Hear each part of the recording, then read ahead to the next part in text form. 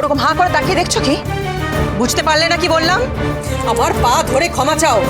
আগে তুমি আমার কাছে ক্ষমা চাইবে, তারপর আমি ভেবে দেখবো তোমাকে আদৌ ক্ষমা করা যায় কিনা। ক্ষমা চাও, যাও ক্ষমা। পূর্ণিমা, কি সব বলে যাচ্ছ? হ্যাঁ, কেন ক্ষমা চাইবে ও? কিসের জন্য? এখন তো মোটে রাত 9:30 বাজে। হ্যাঁ মামুনি, ঠিকই তো। এমন তো কিছু রাত হয়নি, আমি তো নিজেই এই সময় টিউশন থেকে বাড়ি ফিরি। এই কি বলছিস তুই? শুনলে মা কি বললো? আজকাল সব ব্যাপারেও নিজের মতামত দিতে শিখেছে। ও সবই সঙ্গদোষ।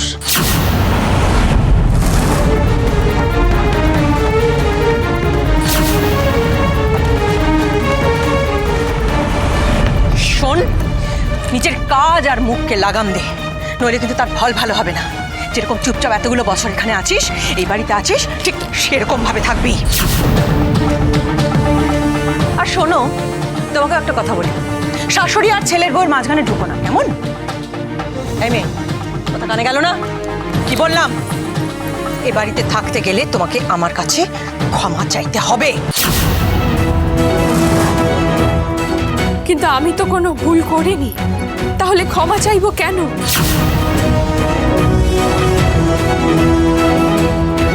ও, চাইবে না না ক্ষমা? ক্ষমা চাইবে না? হবে না চাই। ছেড়ে দাও, কি করছো কি? পূর্ণিমা, পূর্ণিমা, আরে তো করো না।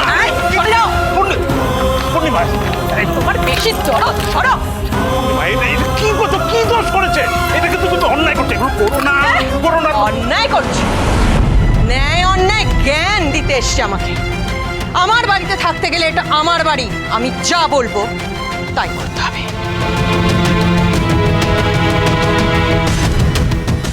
চাবিটা দাও না।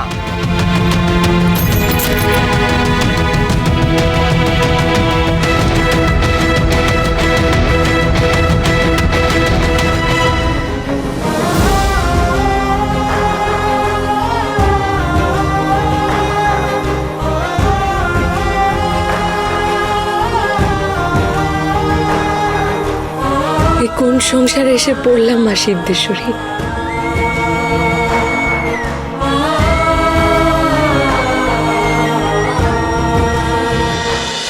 ও মামুনি, মামুনি প্লিজ চাবিটা দাও না। দেবো না।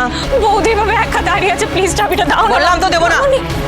পূর্ণিমা, আচ্ছা তোমার কি মন বলে কিচ্ছু নেই? না গো, নেই। বৌদির হাত দুটো পুড়ে গেছে, মামুনি প্লিজ চাবিটা দাও না। সেদিন যখন সোমনাথকে বাইরে বের করে দিয়ে মহারাজ গেটের তালা দিয়ে দিয়েছিল, তখন কেমন লেগেছিল সবার? একই জিনিস আমি করছি।